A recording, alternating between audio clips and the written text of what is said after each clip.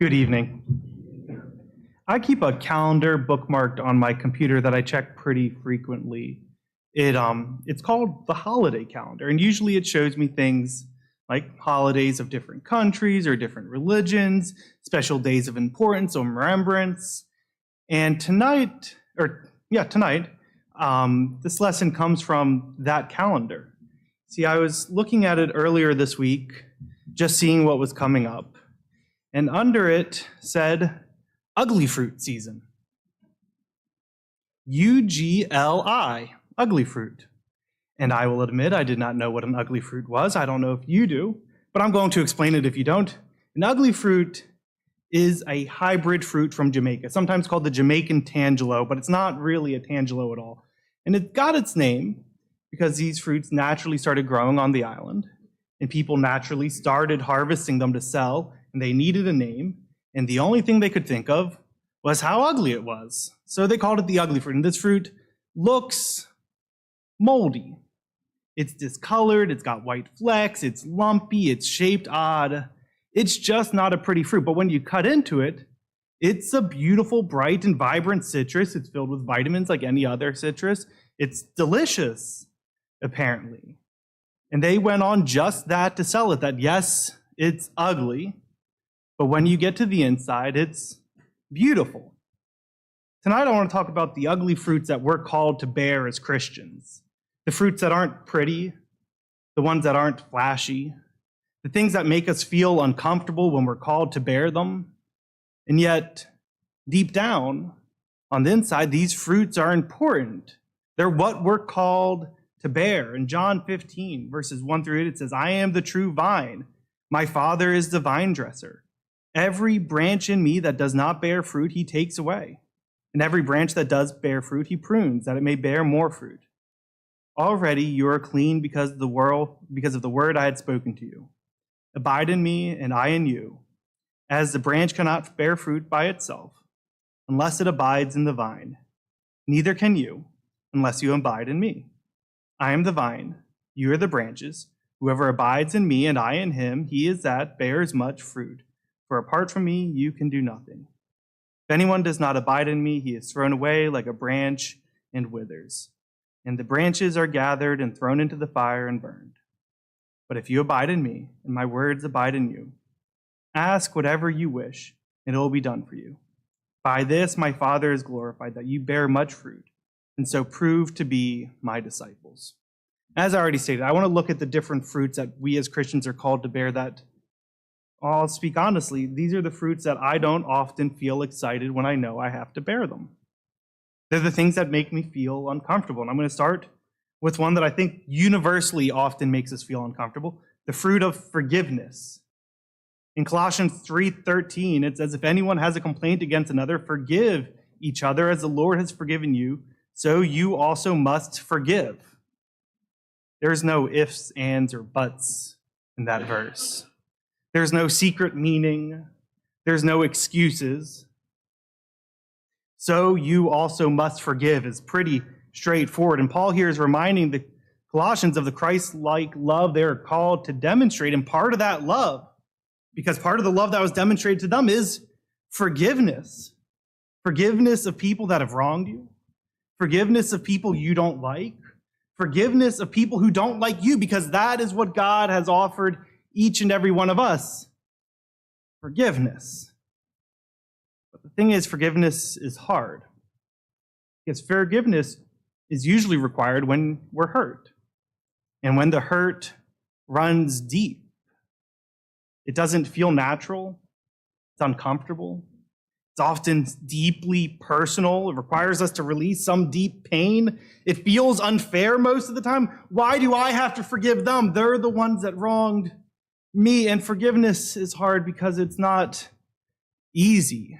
It's not saying, all right, I forgive you, and then you never have to think about it again. Forgiveness is ongoing. Forgiveness is something that you have to do for the rest of your life. When you choose to forgive somebody, you don't get to go back on it because God didn't go back on his forgiveness he offered to us. But forgiveness is important. It reflects God's grace, right? We are called to be mirror images of God and the things that he values. And he offered forgiveness to a world that despised him. He offered forgiveness to a world that hated him, to a world that constantly sins against him. He offers forgiveness to us, to the people who claim to be followers of him, and yet we fail and sin day in and day out, and yet he still offers that same freeing forgiveness. He still offers to restore the relationship that he desires to have with us. And because of that, we are called to do the same to others, to offer forgiveness when it's uncomfortable, to offer forgiveness when it hurts, to offer forgiveness when the people we are forgiving still do not like us and we still do not want to be around them, and yet we're called to forgive. In Matthew chapter 6, verses 14 and 15, it says, "If you forgive others their trespasses, your heavenly Father will also forgive you. But if you do not forgive others their trespasses, neither will your Father forgive your trespasses." Jesus here is speaking about the concept of forgiveness, and he directly ties our ability to offer forgiveness to others as correlated to God's willingness to offer forgiveness to us. Because if we want to call ourselves followers of Christ, if we want to call ourselves Christians, we have to live in a way that honors him. And part of that is forgiveness. The second fruit I want to talk about is similar, but I think it's very different. Loving and praying for your enemies. The fruit of love and prayer for those who we call enemies. And I think that's different than forgiveness. And I'll explain it to you, because the people that we often consider our enemies have not wronged us. The people we often consider our enemies, we do not know. Let's look at Matthew 5, verses 43, 44, and 45. "You have heard that it was said, 'You shall love your neighbor and hate your enemy.' But I say to you, love your enemies and pray for those who persecute you, so that you may be sons of your Father who is in heaven. For he makes his sun rise on the evil and on the good, and sends rain on the just and on the unjust." I mentioned the idea that our enemies, our adversaries, are often people that we don't know, or people who have not wronged us. And I'll give some examples fitting into both categories. One, I think, is we often let pride and jealousy and frustration and resentment create enemies of people who have done nothing personally to us. Maybe they're coworkers, and they got a promotion, or they were recognized, or they did something, and we're jealous of that. And all of a sudden, we're rooting for their downfall. Or maybe it's our neighbors, and we have disputes with our neighbors. They play their music too loud. Their truck doesn't have a muffler. I haven't seen them wash the siding of their fence ever. And all of a sudden, you create this narrative in your head about how these people are your enemies. And if only something bad could happen to them and could be rid of them. Sometimes our enemies are family members. And sometimes our family members hurt us. And that's true. But sometimes we let squabbles and conflicts, disagreements on choices that we make, whether that's about parenting or about work or about whatever, create enemies within our own families. And sometimes we create enemies out of politicians or leaders. We treat public figures as our enemies. We hope for their failure because we don't agree with what they stand for or what they say or what they do. And so naturally, they become our enemies.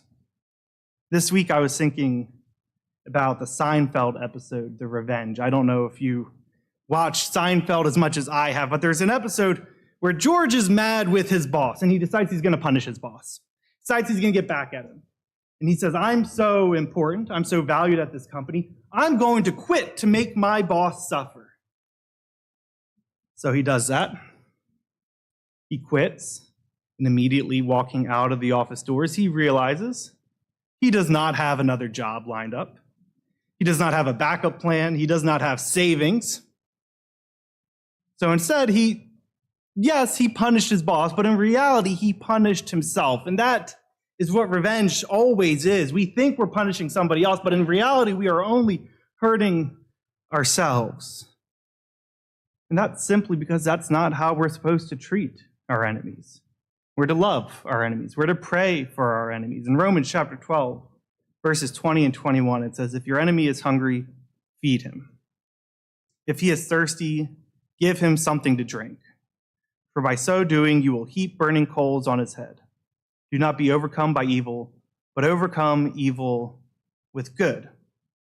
When we view others as enemies because of jealousy, jealous of their success, or we're frustrated by their actions, or we disagree with what they say or what they do or how they talk about us, when we create enemies out of other people, we always end up hurting ourselves more than we do them. We harness this powerful shame and guilt and disgust and hatred, and it burns a hole right in us. We're called to love our enemies. Whether our enemies are our coworkers, we're called to love them. Whether our enemies are our neighbors, we're called to love them. Whether our enemies are our family, we're called to love them. Whether our enemies are politicians or leaders or celebrities or public figures, we are called to love and pray for them. We are to ask God to guide them towards wisdom. We are to ask God to guide them towards integrity. If they are lost, we ask God to guide them towards a path of salvation. Because we're supposed to love our enemies. So I ask that you look deep into your own life. Do you have enemies that you've made up inside yourself, that you hope and you root for their downfall because of pride or selfishness or jealousy? And recognize that. And instead of harnessing and harvesting that guilt and that shame and that anger and that resentment, turn to love, to prayer. Pray to God to fix the situation. The next fruit I wanted to talk about is perseverance. And perseverance is one of those fruits that when it is finished, it becomes a flashy and beautiful fruit. When it is completed, it's one of those things that you go, wow, I did it, and I feel good about it. But in the moment, perseverance is an ugly fruit. Perseverance is hard. Galatians 6:9, let us not grow weary of doing good, for in due season we will reap if we do not give up. Paul here is encouraging the Galatian church to remain steadfast in their faith, to remain steadfast in their good works, assuring them that their efforts will bear beautiful fruit. But the problem is, it is easy to grow weary in doing good when the rest of the world around us is doing not good. When there is evil and there is sin and there is crime and lies and hatred surrounding us 24/7, and we feel as if we are the only ones left on this continent doing good, it's easy to grow weary and to want to give up. But perseverance is important. It is a fruit we're called to bear. Because when we remain steadfast, we glorify God.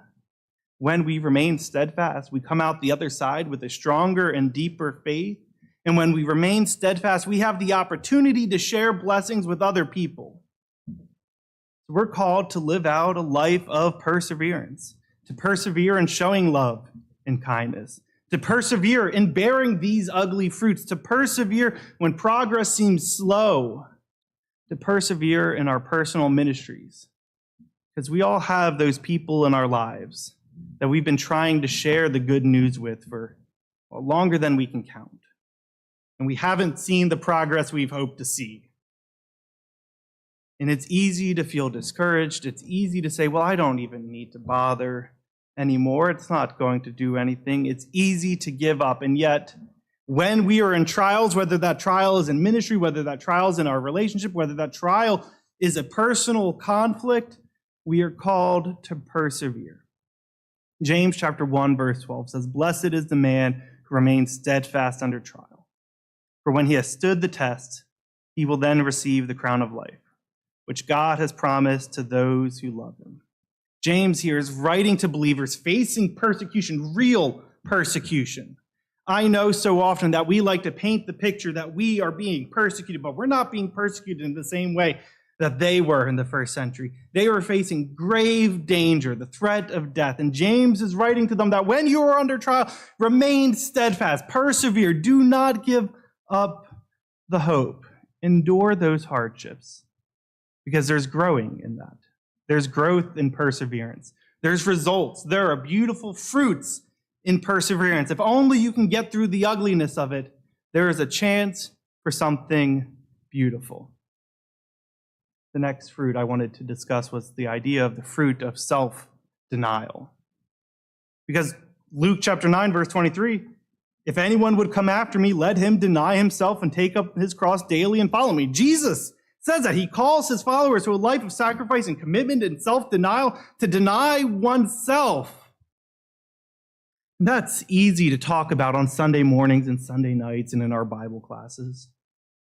But that's hard to do. Because, again, I'll speak for myself. I'm a human. I assume the rest of you in here are human. And we have this idea that we need to preserve. We have an idea of self-preservation, that we need to protect ourselves and the things that we value. The problem with that is often the things we value aren't actually important to God. The things we value are self-gratification. They're instant gratification. They're things that are meaningless on the grand scheme of all of human history and salvation, and we're called to deny those portions of ourselves. We're called to make daily choices, to choose God. To choose God over work, to choose God over entertainment, to choose God over ourselves. We're told to sacrifice the part of ourselves, to give it up, to deny it, the parts of ourselves that are selfish. We're called to submit to God's plans, trusting that in time, our preferences are meaningless because God has a plan that is bigger than all of us here tonight. In Philippians chapter 2, verses 3 and 4, it says, "Do nothing from selfish ambition or conceit." We could end there. "But in humility, count others more significant than yourselves." We could end there. "Let each of you look not only to his own interest, but also to the interest of others." Paul here is telling us that to be Christ-like means to mirror, to mimic his humility, to value ourselves, our wants, our desires as less than the glory of God, than less than the spreading of his gospel, than less than the needs of others. We are called to deny ourselves, and that means focusing on God, but also focusing on others, looking for opportunities to serve, to put needs of other people ahead of our own. To worry not about what can I do to make myself happy, but what can I do to honor God? What can I do to bring others closer to God? What can I do to spread his word? And the last fruit, and I'll admit, the final fruit is the hardest for me. The last fruit I want to talk about tonight is the fruit of speaking the truth in love. Because the truth often hurts. In Ephesians 4:15, we're told plainly, "Rather, speaking the truth in love, we are to grow up in every way into him who is the head." Paul here is emphasizing the importance of building unity and maturity within the church by balancing truth and love. Truth can be uncomfortable, especially when you have to go to somebody who you love, to somebody you care about, to somebody who you value, and you have to speak the truth to them. But when that is done with love, it builds unity. It strengthens relationships. It fosters growth. It's not about being blunt. It's not about being harsh. It's not about being ugly. But it's about being courageous and being kind and loving. And I'll admit, speaking the truth in love is something that is easy to say, but when you think about it, it's something that has a lot of parts that are not easy on their own. As I said earlier, speaking the truth in love requires courage to address uncomfortable issues honestly. But it also requires compassion to prioritize the other person's growth over our need to be right and over our need to be comfortable. And it requires clarity to ensure our words are constructive, that they're not harmful, that they're not confusing, that we don't say them out of a way that is going to make the other person turn away from us and turn away from God. But we want them to turn away from their sin and towards God. And that's hard. That's hard when we're talking about our friends. That's hard when we're talking about our coworkers. That's hard when we're talking about our family members, and it's hard when we're talking about our brothers and sisters in the church. But Proverbs 27, verse 5 and 6 says, "Better is open rebuke than hidden love. Faithful are the wounds of a friend. Profuse are the kisses of an enemy." Better is open rebuke than hidden love. That's the fruit.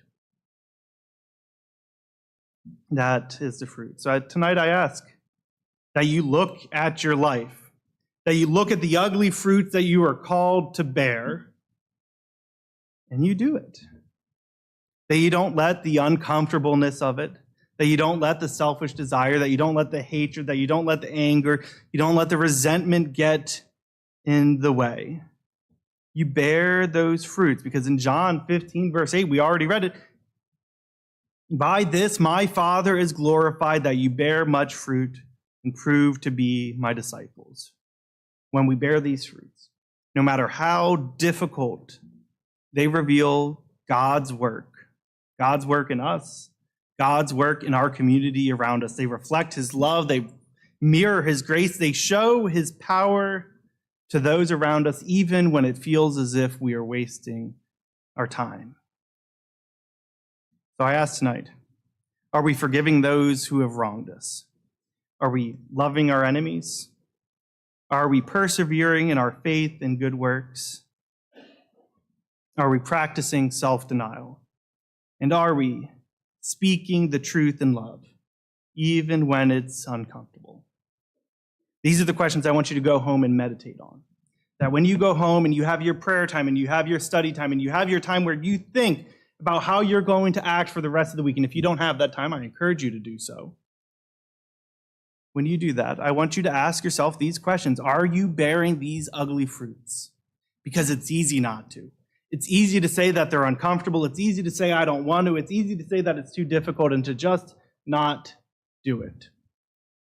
So tonight I ask, if you're a Christian, if you've already been baptized into Christ, if you have not already been adopted into God's family, if you've already been offered this beautiful gift of salvation and accepted it, and you're not bearing these hard to bear fruits, that you make the changes to do so, that you pray about it, that you study on it, that you contemplate and meditate on the ways in which you can bear these fruits. But if you've not yet put on Christ, if you have not yet been baptized, if you have not yet been buried and resurrected in Christ's burial and resurrection, if you've not yet been adopted into the family that gives us all these blessings that we don't deserve, then I ask that you make that choice today. That if you've been putting off putting on Christ, that you ask yourself why, and you take the first steps to change that. Whatever your needs are tonight, whether it's prayers of the congregation, whether it's somebody to talk to or somebody to study with, I ask that you